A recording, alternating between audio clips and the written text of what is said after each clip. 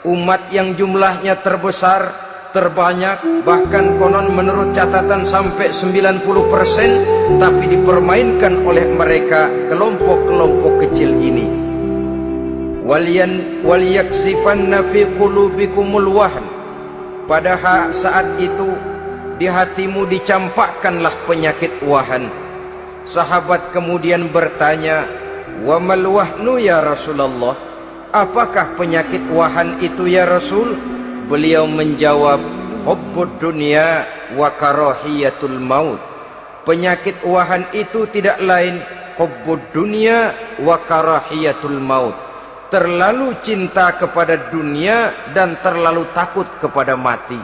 Materialistis dan takut resiko. Dua penyakit inilah yang menyebabkan walaupun umat ini mayoritas, tapi dipermainkan oleh yang minoritas. Walaupun dia golongan terbesar, tapi nasibnya seperti makanan di atas meja makan. Dari segala macam penjuru mau menghantam dia. Saudara-saudara kaum muslimin yang berbahagia, ini merupakan analisa sosial bahwa pada suatu saat nanti akan terjadi di tengah-tengah umat di mana kita dihantam dan diserbu dari segala macam penjuru.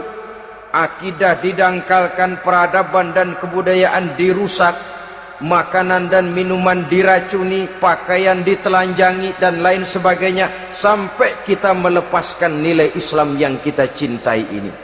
Kondisi sosial ini satu saat akan datang kepada kita. Demikian analisa dan peringatan dari Rasulullah sallallahu alaihi wasallam. Marilah sekarang kita melihat, adalah benar bahwa di zaman sekarang kita insya Allah tidak akan mengalami perang Badar sehebat yang pernah dialami oleh Rasul dan para sahabatnya. Tetapi sesungguhnya perang yang kita hadapi di zaman sekarang ini tidak kalah hebatnya dengan perang Badar, tidak kurang dahsyatnya dengan perang Uhud, tidak kurang ngerinya dari perang Khandaq. Hanya saja yang kita hadapi sekarang ini bukan ujung pedang, bukan ujung tombak, bukan ujung panah. Yang kita hadapi sekarang ini adalah perang akidah, perang ideologi, perang mempertahankan keyakinan. Yang kalau kita kalah sekarang, kita memang masih beragama. Tetapi anak kita, cucu kita, generasi yang akan hidup 5, 10, 20, 30 tahun yang akan datang, wallahu a'lam bissawab. Islam, saudara-saudaraku, tidak mungkin hilang dari dunia. Tetapi tidak mustahil Islam gulung tikar dari desa kita. Tidak mustahil Islam gulung tikar dari kampung dan kota kita, jikalau kita tidak menjaganya, jikalau kita tidak memeliharanya, bahkan jikalau kita tidak mewariskannya kepada anak-anak kita, generasi yang akan datang. Marilah kita mengingat sejenak bagaimana Islam di Spanyol yang pernah jaya, pernah mewarnai daratan Eropa, dan yang sekarang hanya sekedar tinggal ceritanya saja. Ini pernah diperingatkan oleh Rasul dalam satu hadis, sayati ala ummati zamanun la yabqal Islam illa ismun wala minal Quran illa rasmun.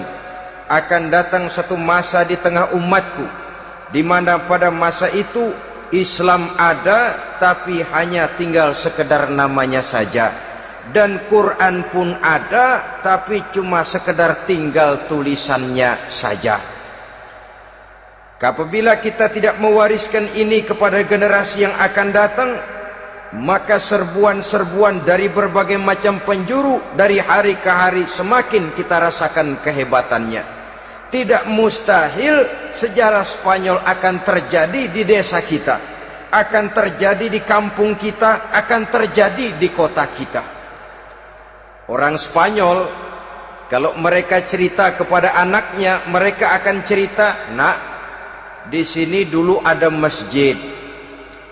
Kapan, Pak? Dulu bener dah. Banyak orang Islam kalau hari Jumat pada sembahyang, kapan itu, Pak? Dulu sekali. Sekarang cuma sekedar tinggal ceritanya saja. Bukankah sesuatu yang sangat tidak mustahil apabila kita tidak menjaga dan mewariskan Islam ini kepada generasi yang akan datang, maka serbuan-serbuan akan membawakan hasil yang diinginkan oleh para penyerbu itu tadi.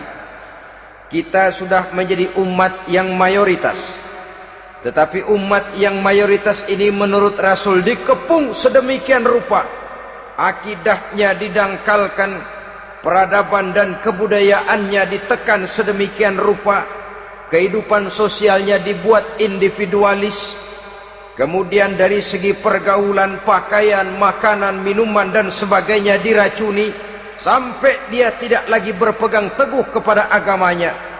Dan dikala itu hilang kehebatan umat ini di mata musuh-musuhnya. Orang lain memandang kita ringan saja, enteng saja, satu umat yang sudah kehilangan wibawa. Padahal konon kabarnya kita mayoritas, tapi enak saja dikutak-kutik orang lain. Dan dikala itu di hati kita merajalela penyakit uahan. Penyakit uahan itu apa? Pertama, hubbud dunia, terlalu cinta kepada dunia.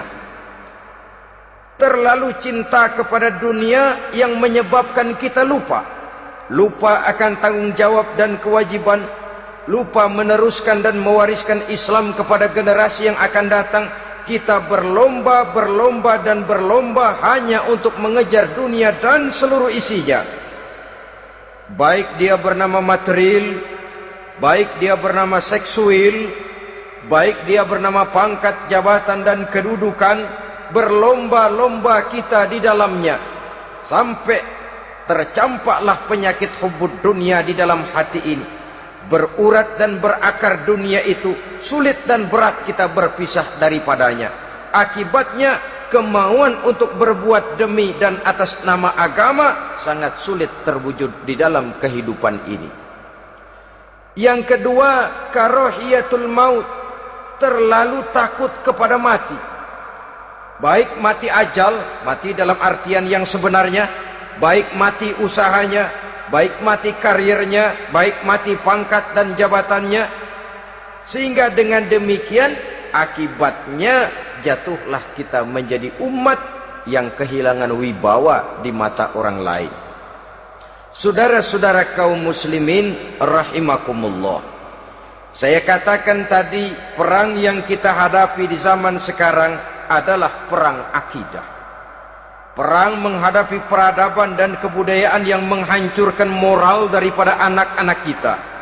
Perang menghadapi banjirnya maksiat dan munkarat, yang di tengah-tengah itu, di samping berkewajiban menjaga diri dan keluarga, kita pun juga berkewajiban menjaga anak-anak kita, generasi yang akan datang, mengarahkan dan mendidik mereka sesuai dengan yang dikehendaki oleh Allah Subhanahu wa ta'ala.